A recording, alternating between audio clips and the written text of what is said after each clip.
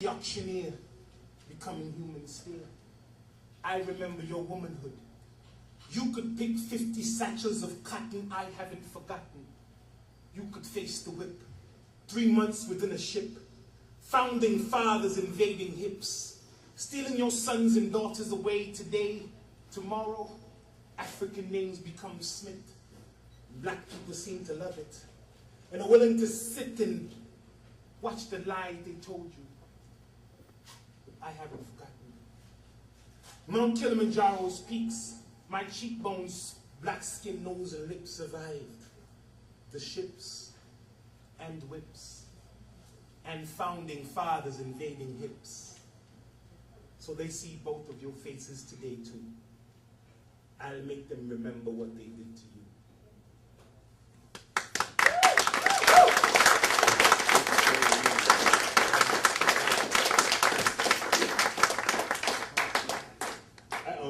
I have a friend, Olusanya.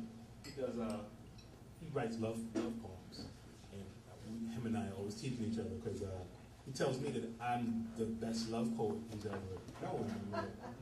And he says, well, all your poems are about people, so I think I believe him now. So here's another love poem. It's called Statue of Liberty. Okay? Maybe I blinked, but I don't think I remember seeing her from the plane. I was looking for an Ellis Island vibration when I entered this nation, but this place wasn't mine to have. One day I went looking for her, to get some liberty from her. I wondered if she'd have anything to say, but I think they closed her mouth the same day they closed Ellis Island. I walked inside her dress and looked up past her breast to see her crown here from the ground.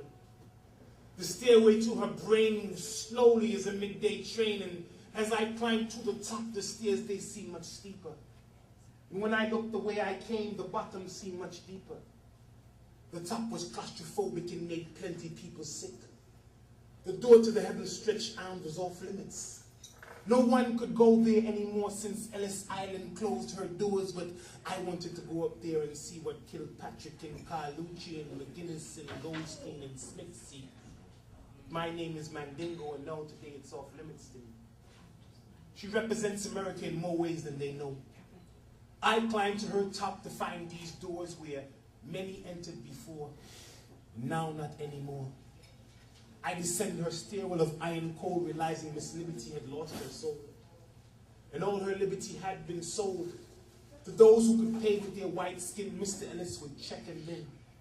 European second home where the Indian and Buffalo used to roam, and third world people get sent back home by xenophobic offspring of European boat people who now write laws that would have sent their great-grandparents back to Ireland, back to Italy, back to Western Europe, back to feeling black like third world people waiting for Mr. Ellis to write his sequel.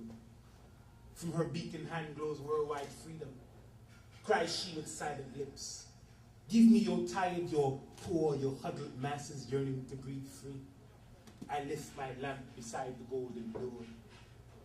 But for third world people, there doesn't seem to be a knob anymore.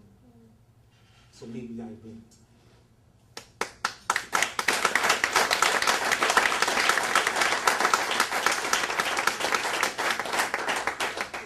I used to do a lot of slam poetry, so that's where all the memorization comes from. I got maybe, I don't know, 100 poems up there in the brain. I got to pull down whenever I need them. But the new book, I really stopped slamming because I kind of got sick of competing for poetry. I don't think you should compete for poetry. So the whole points thing kind of drove me crazy. So let me try a couple out of the book for you guys. I'm sort of I don't have butterflies anymore, so you bet you guys stop me when you're ready. Okay. Okay. I'll try 2 out of this book. This is called The Greatest Depression. This is, I guess, my observation on our latest stock market crash. To watch a giant fall, I stood against a wall and felt the street crumble under my feet. Defeat comes slow when at one's own hand. Command of self-control rose slowly down a growing deficit. CEOs avoid the shit with parachutes that open into $1 million severance checks. Checks and balances stop balancing since profits became the means to an end. Ending corporate allegiance to the state, fate in a dollar bill. Lobbyists can rent a politician's will. I've lost my will to care, standing here with my back against this wall, begging on this naked street, pocket full of holes, holding on to a dream of America my mother carried tucked inside her hopes for a better life on our legal migration to this nation. But smoke gets in your eye when you try looking around illusions to make ends meet.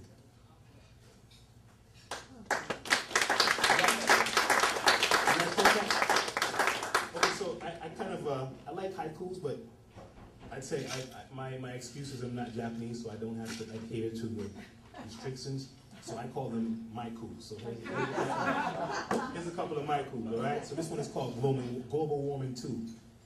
I met an Eskimo in Hawaii. Said he was doing research. You got that one?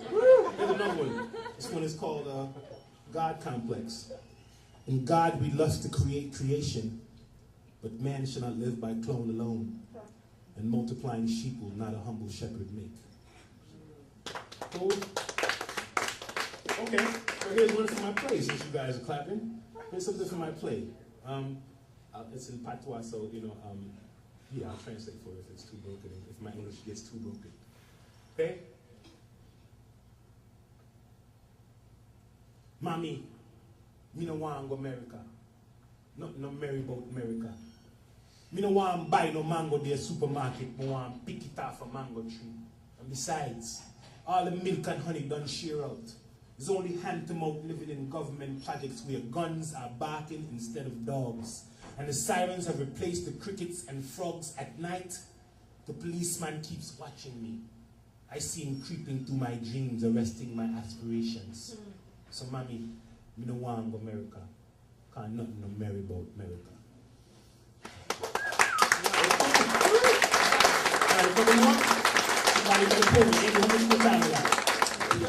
A couple more. You guys all right? You sure? Okay, I'm kind of warming up now. Okay, I know what Andy wants. So let me do pens now. This is really cool, Kat. Kudos to you, man. I read the poem and I was like, wow. Okay. I don't think this one needs an introduction.